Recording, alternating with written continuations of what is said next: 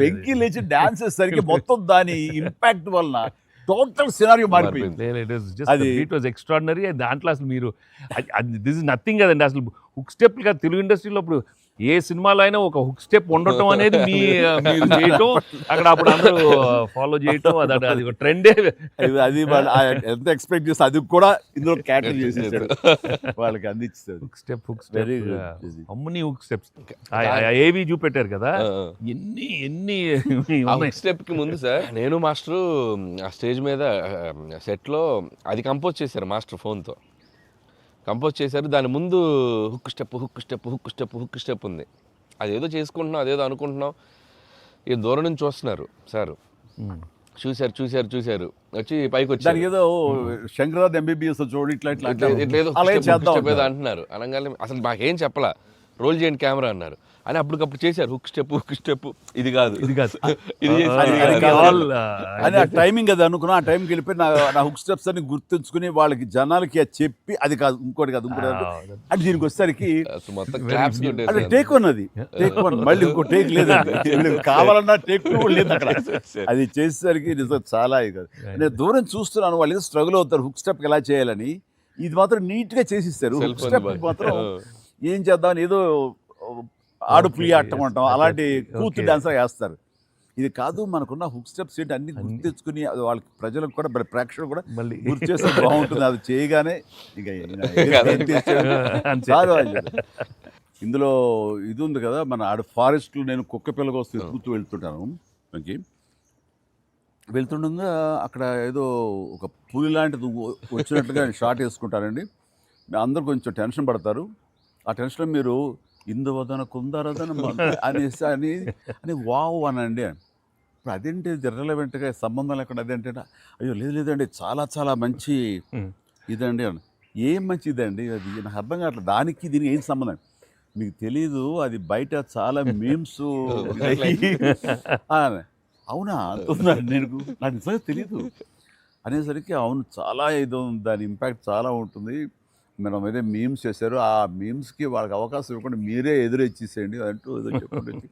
Wow sir మీరు అలా wow అన్నారు, మనకి సంక్రాంతికి అతిపెద్ద బ్లాక్ బస్టర్ వచ్చేసింది సార్. వావ్ కానీ నీ ఎనర్జీగా నువ్వు కానీ అంత ఇంత కాదయ్యా. అంటే నువ్వేమనుకున్నావు అది రాబట్టడానికి మమ్మల్ని హింసిస్తావా, కన్విన్స్ చేస్తావా, ఏం చేస్తావో తెలీదు. వెంకీ మీరు పాడారు ఇందులో మన సంక్రాంతికి వస్తున్నాలో పరిసరికి సరే బాగుంది అంటే మీకు ఏదో తాళజ్ఞానం ఉందేమో అని. నాకు బాడీకి తాళజ్ఞానం ఉంది కానీ వాయిస్ తాళజ్ఞానం లేదు. నేను ఖచ్చితంగా పాడినాయి అంటే లేదు పాడండి అన్నాడు. కాదంటే ఎక్కువ లెంగ్త్ చాలా షార్ట్ లెంగ్త్ పాడండి అని. దానికంటూ తను సీన్ను క్రియేట్ చేసి ఆ మామగారి చేత పాట పాడించి దాని కౌంటర్ ఇమ్మీడియట్లీ నా చేత పాడించి చేయటం అనేది నువ్వు దుస్సాహసం కానీ సఫలీకృతం. పాడటం కష్టం అండి, కానీ రాబట్టుకున్నాడు. అది విన్న తర్వాత ఓహో మనలో ఇంత తాళజ్ఞానం ఉందా అనుకున్నాను నేను. వండర్ఫుల్, అది కూడా ఎంజాయ్ చేస్తాను. మనకి సంక్రాంతికి వస్త్రంలో మనకి ట్రైన్లో వెంకీగా మీది ఐశ్వర్యది అదొక టైపు డిఫరెంట్, అంటే అప్పటికప్పుడు చూసుకొని ఎలా పెళ్ళి అయిపోయింది అనేది అదొక టైపు. దెన్ క్వైట్ కాంట్రాస్ట్గా దీంట్లో ఒక సాంగ్ ఇళయరాజా గారి పాట సుందరి అనే పాట చాలా బాగుంది. వాళ్ళకి ఒకరినొకరు చూసుకుంటూ ఆ సైన్ లాంగ్వేజ్ చేస్తూ సైకిల్ చేసుకుంటూ పాట అనేది అసలు చాలా మంది చాలా క్యూట్ గా ఉందన్నారు. మీరు చాలా క్యూట్ గా సార్ అదేంటి సార్ ఎప్పుడన్నా మీరు కాదు సార్ ఇది ఒకటి అనిపిస్తుంది మీరు ఫీల్ అవ్వకూడదు మరి ఆన్ కెమెరా అడుగుతున్నాను సార్. అంత రియలిస్టిక్ గా అంత జెన్యూన్ గా అమ్మాయితోటికి అర్థమయ్యేలా సంజ్ఞలు సైగలు ఎలా చేయగలిగారు సార్? అంటే మీ కాలేజ్ కాలేజ్ డేస్ లో అడిగండి ఆ పక్క బెంచ్ లో దూరంగా ఎవరికైనా మీరు సంజ్ఞలు కానీ సైగలు కానీ అప్పటి నుంచే ప్రాక్టీస్ ఏమన్నా చేశారా?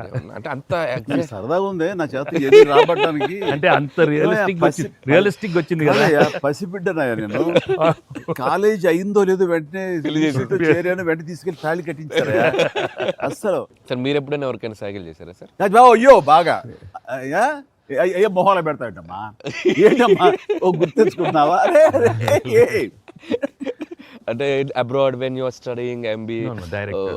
No sir. Is a family man, family man. తన మీద ఎప్పుడు అట్లా లేదు. నీకేంటంటే ఆ సీన్ కన్సీవ్ చేసింది నువ్వు. అవును సార్. దాన్ని మోగ సైకిల్తోటి మేడ మీద, అవతల మేడ మీద ఆ వీధిలో ఆ పాప ఉంటే, ఇటు పక్క నువ్వు ఉంటే, ఇలాంటివి ఏవో చేసి experts, I mean know the looks అది చాలా. నేను వాళ్ళని చూసి నేర్చుకున్నాను. నేను అనిల్ని చూసి ఇలాంటివన్నీ కొన్ని అప్పుడప్పుడు observe చేస్తాను. యాక్టింగ్ అన్నీ వీళ్ళన్నీ మోస్ట్ మిస్చిఫస్ అదే వాళ్ళకి బట్ ఎనర్జెటిక్. వాళ్ళే మనకి ఎలా యాక్ట్ చేసి చూపిస్తారంటే వాళ్ళు ఎంత నైపుణ్యం సాధించుంటారు, ఎంత ప్రాక్టీస్, అంటే ఎంత రియలిస్టిక్ దానిలో దూరిపోయి అవతల వాళ్ళు. సార్ ఈ పండుగ నుంచి నెక్స్ట్ పండుగ వరకు నాకు అయిపోయింది సార్, అయిపోయింది. మంచి మంచి కంటెంట్ సార్ ఇది. ఖచ్చితంగా మీ ఎక్స్పీరియన్స్, మీ ఇది హావభావాలని మా చేత చేయించారు. అంటే ఉందనుకొని ఫీల్ అయ్యి రాస్తాం సార్. ఉందిలే, చెప్పమ్మా. అంటే ఇప్పుడు మనం కెమెరాలు ఆపేశాక మీరు టిఫిన్స్ పెడతారు కదా, అప్పుడు సార్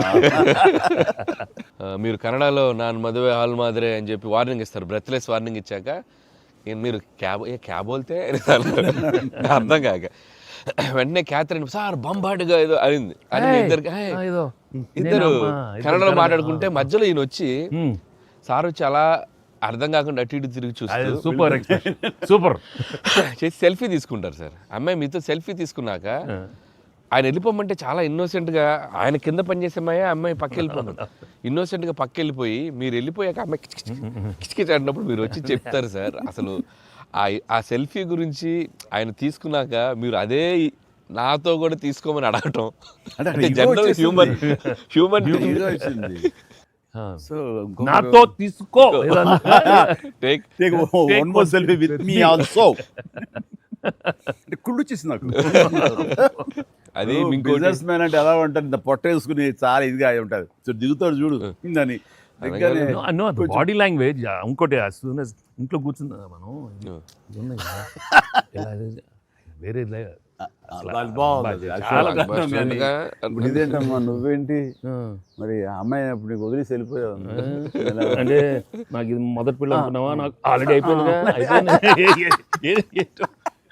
అండ్ ఈ సినిమా సక్సెస్ అయిన తర్వాత సార్ నాకు ఠాగూర్ సినిమా గుర్తొచ్చింది సార్.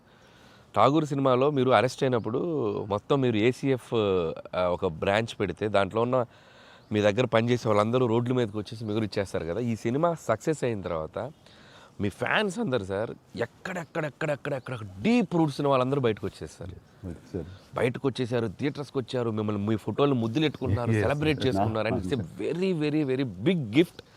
ప్రేక్షకులు సినిమాని చూసే ప్రేక్షకులకి ఎంత గిఫ్టో మిమ్మల్ని పర్సనల్గా అడ్మైర్ చేసే మీ ఫ్యాన్స్ అందరికీ ఇది మాత్రం మిమ్మల్ని సెలబ్రేట్ చేసుకుంటున్నారు సార్. అదొకటి నేను అబ్జర్వ్ చేశాను. అవకాశం ఇచ్చింది నువ్వే అనిల్. ఎందుకంటే నీకు చిన్నప్పటి నుంచి నీకున్న డ్యాన్సింగ్ మీద ఇంట్రెస్ట్ తోటి నా సినిమాలు చూస్తూ ఆ సినిమాల్లో ఆ డ్యాన్స్లు ప్రాక్టీస్ చేస్తూ ఒక ఇష్టం ఏర్పరచుకున్నావు.